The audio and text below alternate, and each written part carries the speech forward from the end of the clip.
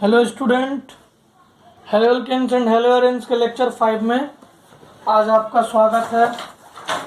आज हम लोग पढ़ेंगे, कल मैंने आपको बताया था कि प्रॉपर्टीज ऑफ क्या पढ़े थे पिछले क्लास में हम लोग प्रॉपर्टीज ऑफ हेलो एल्केन्स पढ़ रहे थे। उसमें हम लोग प्रॉपर्टीज मतलब रिएक्शंस पढ़ते हैं। प्रॉपर्टीज मतलब रिएक्शंस पढ़ते हैं। रिएक्शंस में हमने कुछ रिएक्शंस देख लिया था। आज हम लोग कुछ रिएक्शंस देखेंगे। फर्स्ट है न्यूक्लियोफिलिक सब्स्टिट्यूशन। SN1 SN2 के अलावा न्यूक्लियोफिलिक सब्स्टिट्यूशन रिएक्शन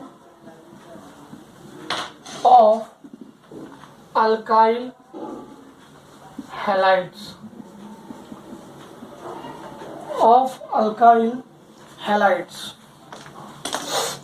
देखिए RX प्लस न्यूक्लियोफाइल, अगर कोई न्यूक्लियोफाइल है तो ये R न्यूक्लियोफाइल बनेगा, मतलब ये इस पे अटैक करेगा यहाँ पे और यहाँ से ये बाहर चला जाएगा प्लस X माइनस। सिंपल सा है, यही न्यूक्लियोफिलिक सब्स्टिट्यूशन होता था। जैसे मान लो RX प्लस इसको इस पे लिख देते हैं NaOH या KOH, डायरेक्टली अटैक करके ROH बनाता था, कोई कार्बोकैटायन का फॉर्मेशन नहीं होता था, नो कार्बोकैटायन फॉर्मेशन, और SN2 रिएक्शन होता था। ये हम पढ़ चुके हैं। SN2 रिएक्शन, इसी को SN2 रिएक्शन कहते थे, रियर साइड में अटैक करता था। जैसे देखो C2H5Br, मैं रिवीजन करा रहा हूँ, ये सारा चीज पढ़ाया हुआ है। C2H5OH, ठीक है, कोई दिक्कत नहीं है ना। अगर मैं 3 डिग्री ले लूँ तो और वाटर ले लूँ तो CH3 CH3, 1 डिग्री पे SN2 ज़्यादा होता था और 3 डिग्री पे SN1 CH3, और यहाँ पे Cl ले लीजिए या Br ले लीजिए। अगर मैं H2O ले लूँ तो CH, यहाँ पे OH आ जाएगा और ये CH3 और दोनों साइड से बनेगा OH CH3। ये तो पता है ना, ये बोथ साइड से बनेगा। तो ये सब बातें हम लोग कर चुके हैं। अब इसी में सब्स्टिट्यूशन बाय OR ग्रुप पढ़ते हैं।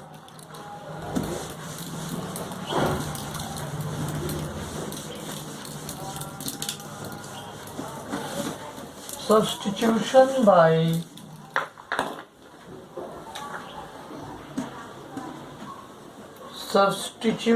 by OR group,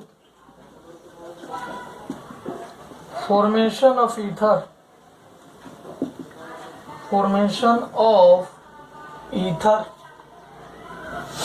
देखो जरा, RX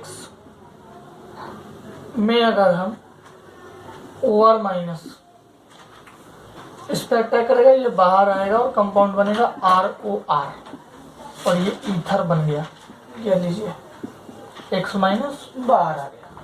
अब देखो R1X प्लस R2 ONA, तो Na प्लस O माइनस, यही O माइनस यहाँ अटैक करेगा, X बाहर आएगा, R1O R2 प्लस NaX, ठीक है। जैसे example CH3Cl plus C2H5O minus Na plus, क्या करूँ, ये अटैक करेगा, ये बाहर जाएगा, CH3O C2H5 प्लस NaCl। तो इसी को विलियमसन ईथर सिंथेसिस भी कहते हैं। जब अल्कोहल फेनोल ईथर पढ़ेंगे तो वहाँ पे विलियमसन ईथर सिंथेसिस, इसी को विलियमसन ईथर सिंथेसिस भी कहते हैं। और ये SN2 रिएक्शन की तरह इसका रिएक्शन का जो होता है, इसका रिएक्शन का नाम SN2 रिएक्शन है। इसमें भी 1 डिग्री मोर स्टेबल हो जाता है।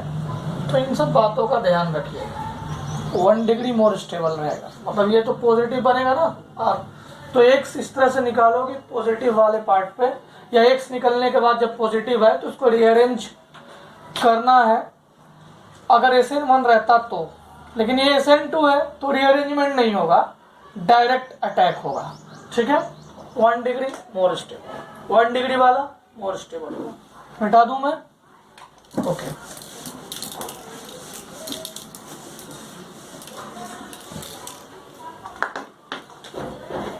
Example 2, C2H5Br plus C2H5ONa gives C2H5O C2H5 plus NaBr। Question बन गया। एग्जाम्पल 3 में अब ऐसे ही A प्लस बी का कंपाउंड ले लेंगे, बना लेंगे, कुछ भी नहीं है, बस वही कर रहे हैं जो अभी तक कर रहे हैं। Br को Na के साथ जोड़ो, इसको इसके साथ जोड़ो, कोई दिक्कत नहीं। चलो भाई, अब हम लोग सब्स्टिट्यूशन बाय Cn ग्रुप पढ़ते हैं। अब बहुत मजेदार है, सब्स्टिट्यूशन बाय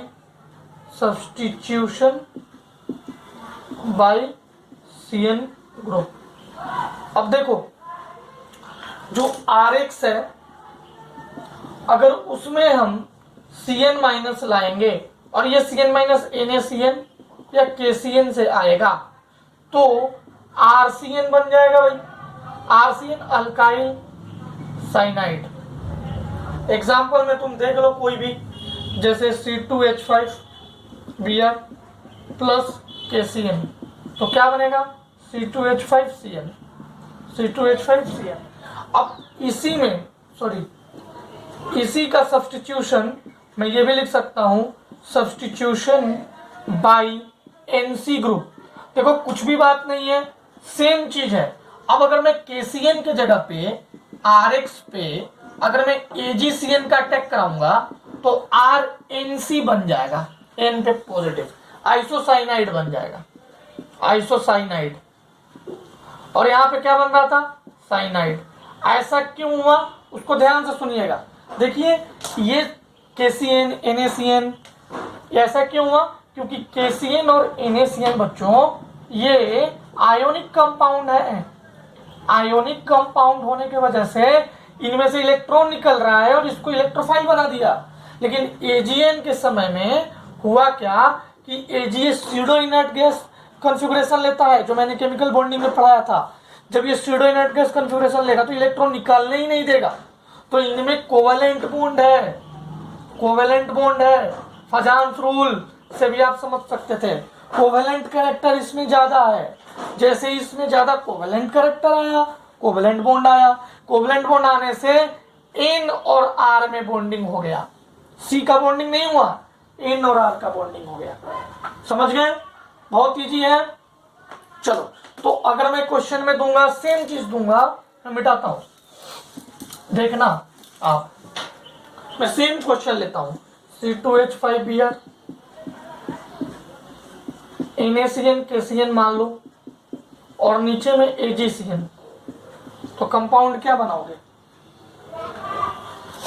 ये आयोनिक है तो डायरेक्ट C2H5Br हटेगा और CN आ जाएगा। ये कोवेलेंट था, C2H5Br हटा लेकिन NC आके जुड़ा, साइनाइड। समझ में आ गया?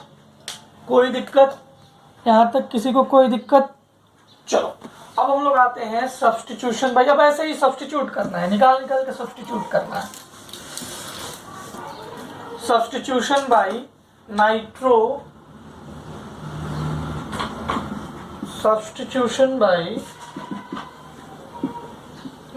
ग्रुप। अच्छा याद है नाइट्रो ग्रुप क्या होता था? NO2 N double bond O N पे प्लस। अब हमको इसको सब्स्टिट्यूट करना है, तो देखो रिएजेंट क्या होगा, RX plus AgO N double bond O, ये होगा। अब होगा क्या, ये इस पे सब्स्टिट्यूट करेगा, ये बाहर निकल जाएगा, RN डबल बॉन्ड O। ठीक है, इस पे पॉजिटिव, इस पे नेगेटिव, देखो Ag के साथ है, वापिस से इलेक्ट्रॉन नहीं निकाला तो नाइट्रोजन आके जुड़ गया, इलेक्ट्रॉन निकालता तो नाइट्रोजन नहीं जुड़ता। अभी मैं वो भी दिखाऊंगा कैसे। तो ये क्या बन गया भाई, नाइट्रोअल्केन। अब देखो अगर सेम चीज में सेम चीज है, RX प्लस Eg की जगह पे K ले लिया, ON डबल बॉन्ड O, तो यहाँ पे क्या है, ये K यहाँ पे आयोनिक बॉन्ड है, आयोनिक बॉन्ड। तो ये तो यहां से टूटेगा, ये आके यहां टूटेगा, RON double bond O plus KX। अगर Ag हुआ तो नाइट्रोजन आके जुड़ेगा, अगर KgNO2 में नाइट्रोजन आके इस पे जुड़ेगा। Ag नहीं हुआ, K और NaCN मतलब Ag का मतलब अगर कोवेलेंट कैरेक्टर हुआ, कोवेलेंट बॉन्ड तो N वाला आके जुड़ेगा R से, और अगर कोवेलेंट बॉन्ड नहीं आयोनिक बॉन्ड हुआ तो ऑक्सीजन आके जो टूटा था वो आके जुड़ेगा। कोई दिक्कत नहीं। तो यही चीज को ध्यान में रखिएगा कि कौन आके जुड़ रहा है, ये बहुत इंपॉर्टेंट है। इसको नाइट्रेट कहते हैं, इसको बोलेंगे अल्काइल नाइट्रेट, और इसको क्या बोलते हैं, नाइट्रो अल्केन। देखो सिंपल, नाइट्रो आके अटैच हुआ, नाइट्रोजन आके अटैच होगा नाइट्रो, ओ आके अटैच हुआ नाइट्रेट। समझ में आ गया, कोई दिक्कत नहीं। चलो अब इसका भी एक एग्जांपल कर लेते हैं।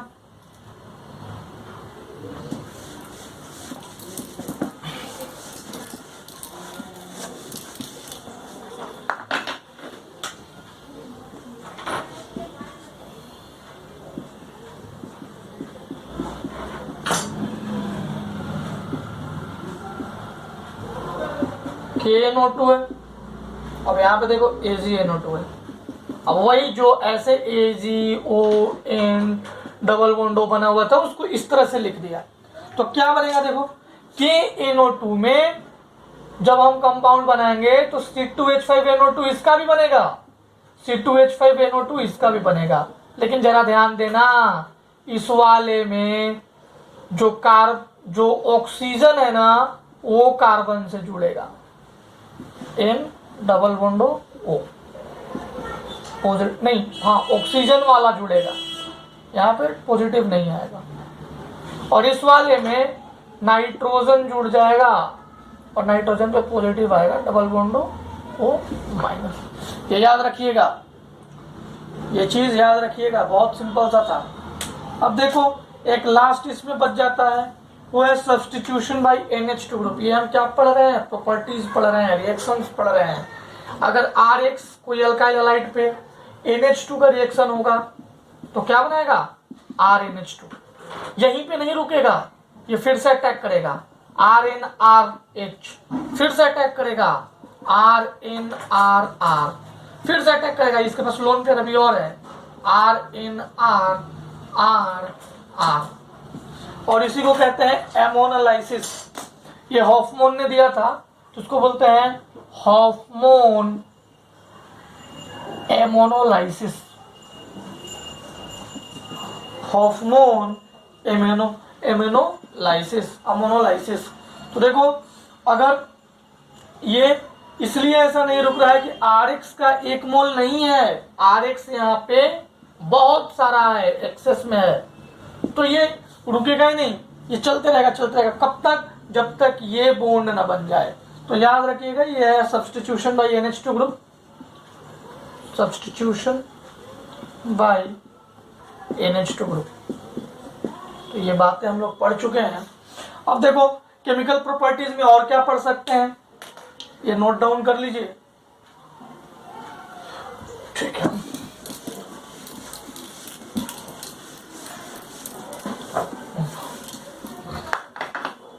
केमिकल प्रॉपर्टीज में और क्या पढ़ सकते हैं, देख लीजिए। Chemical properties of haloalkanes, इसमें हम पढ़ सकते हैं न्यूक्लियोफिलिक सब्स्टिट्यूशन, और होता है SN1 SN2 पढ़ चुके हैं हम। एलिमिनेशन ये भी पढ़ चुके हैं, E1 E2।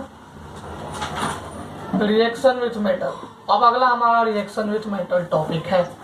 Reaction with metal, elimination, E1 E2 सारा कुछ पढ़ चुके हैं, SN1 SN2 ये सारा कुछ पढ़ चुके हैं। अब हमारा नेक्स्ट टॉपिक जो है वो रिएक्शन विथ मेटल है। रिएक्शन विथ क्या है बच्चों? मेटल। अब हम ये पढ़ेंगे, ठीक है ना? ओके बच्चों।